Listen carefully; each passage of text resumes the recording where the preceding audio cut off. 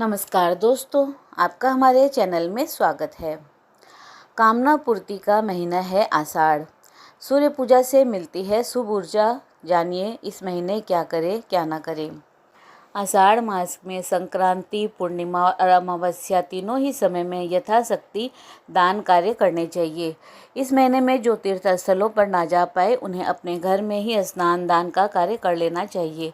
इस महीने में भगवान विष्णु को प्रसन्न करने के लिए ब्रह्मचारी रहते हुए नित्य प्रति भगवान लक्ष्मी नारायण की पूजा अर्चना करना पुण्य फल देता है।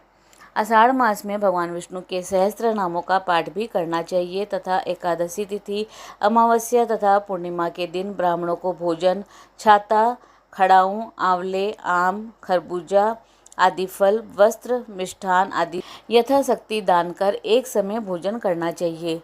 आषाढ़ मास में इस प्रकार नियम पूर्वक यह धर्म कार्य करने से विशेष पुण्य फलों की प्राप्ति होती है। दोगुना इस महीने में भगवान शिव, भगवान विष्णु, सूर्यदेव, मंगल देव, माँ दुर्गा और हनुमान जी की पूजा करने से दोगुना पुण्य प्राप्त होता है। इस महीने जल, नमक, छाता, आंवला और खड़ाऊँ आदि किसी गरीब ब्राह्मण को अवश्य दान दें या फिर किसी गरीब व्यक्ति को अवश्य दान दें। सामर्थ्य के अनुसार अन्य चीज़ों का दान भी कर सकते हैं। इस महीने को कामना पूर्ति का महीना भी कहा जाता है। इस महीने यज्ञ करने का विधान है। यज्ञ करने से तुरंत फल की प्राप्ति होती है। इस माह में आने वाले प्रदोष व्रत और मासिक शिवरात्रि का विशेष महत्व है। आषाढ़ मास में वैसे तो तीर्थ स्नान का महत्व है, लेकिन ये सभी के लिए संभव नहीं है। इसीलिए रोज सुबह सूर्योदय से पहले उठकर पानी में गंगा जल डालकर घर पर ही स्नान करें और इसके बाद भगवान सूर्य को जल अर्पण करें। इससे तीर्थ स्नान का फल प्राप्त होता है और इसके लिए तांबे के लोटे में जल भरे और चावल, लाल फूल, कुमकुम डालकर भगवान सूर्य को अर्घ्य दें। जल चढ़ाते समय सूर्य के वरुण रूप को प्रणाम करते हुए ओम रविये नमः मंत्र का जाप करें। इस मंत्र के जाप से शुद्ध बुद्धि, अच्छी सेहत और सम्मान मिलता है। इस प्रकार जल चढ़ाने के बाद धूप दीप से भगवान सूर्य की पूजा करें। सूर्य से संबंधित चीज़ें जैसे कि तांबे के बर्तन, पीले या लाल वस्त्र, गेहूँ, गुड़, लाल चंदन, इन चीज़ों का दान करें। भविष्य पुराण में भगवान श्री कृष्ण ने अपने पुत्र को आषाढ़ मास में सूर्य पूजा का महत्व बताया है। भगवान श्री कृष्ण ने कहा है कि सूर्य प्रत्यक्ष देवता है, यानी ऐसे भगवान जिन्हें देखा जा सकता है। श्रद्धा के साथ आषाढ़ मास में रोज सूर्य पूजा करने से सभी मनोकामनाएं पूर्ण होती है। उगते हुए सूर्य को जल चढ़ाने के साथ ही पूजा करने से बीमारियां दूर होती है और शरीर में शुभ ऊर्जा यानी कि पॉजिटिव एनर्जी बनी रहती है।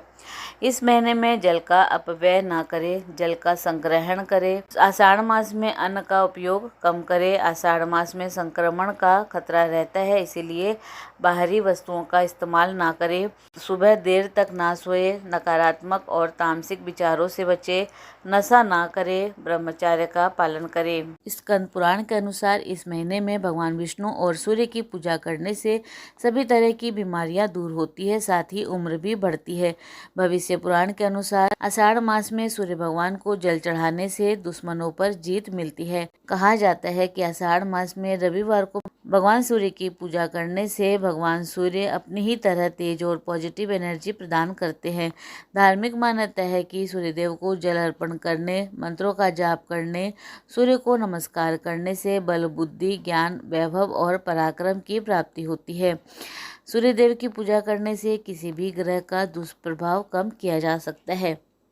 इसी महीने भगवान विष्णु 4 महीने के लिए योग निद्रा में चले जाते हैं, तब सृष्टि का संचालन भगवान शिव करते हैं।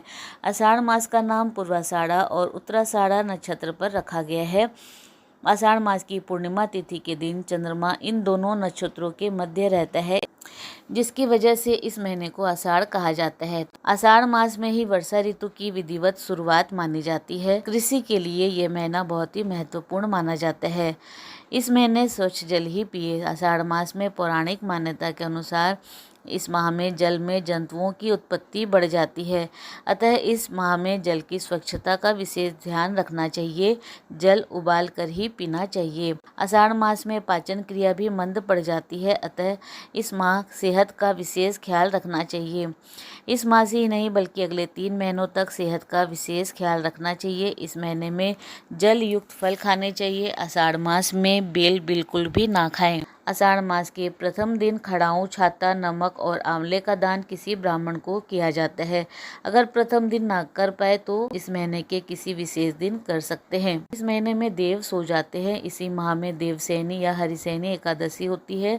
इस दिन से सभी तरह के मांगलिक और शुभ कार्य बंद हो जाते हैं। आषाढ़ मास से ही चातुर्मास प्रारंभ हो जाता है। चातुर्मास 4 महीने की अवधि है। इस बार ये 5 महीने तक रहेगी, जो आषाढ़ शुक्ल एकादशी से आरंभ होकर कार्तिक शुक्ल एकादशी तक चलती है।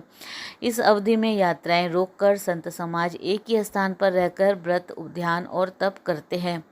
कामना पूर्ति का महीना। इस महीने को कामना पूर्ति का महीना कहा जाता है। इस माह में जो भी कामना की जाती है उसकी पूर्ति जल्द ही हो जाती है। आषाढ़ मास की पूर्णिमा को गुरु पूर्णिमा का महान उत्सव भी मनाया जाता है। वर्ष के इसी महीने में अधिकांश यज्ञ करने का प्रावधान शास्त्रों में बताया गया है। इस महीने में यज्ञ करने से फलों की प्राप्ति तुरंत होती है। गुप्त नवरात्रि का महीना। वर्ष में 4 नवरात्रि आती है। चैत्र महीने की नवरात्रि को बसंत नवरात्रि और आश्विन मास की नवरात्रि को शारदीय नवरात्रि कहते हैं। दोनों के बीच 6 महीने की दूरी है। बाकी बची हुई आषाढ़ और माघ मास की नवरात्रि को गुप्त नवरात्रि कहते हैं। आषाढ़ मास में तंत्र और शक्ति की उपासना के लिए गुप्त नवरात्रि होती है। इन गुप्त नवरात्रि में 10 महाविद्याओं की पूजा अर्चना करने से तुरंत ही फलों की प्राप्ति होती है। मंगल और भगवान सूर्य की पूजा। इस महीने में भगवान विष्णु के साथ ही जल के देव की उपासना से धन की प्राप्ति सरल हो जाती है।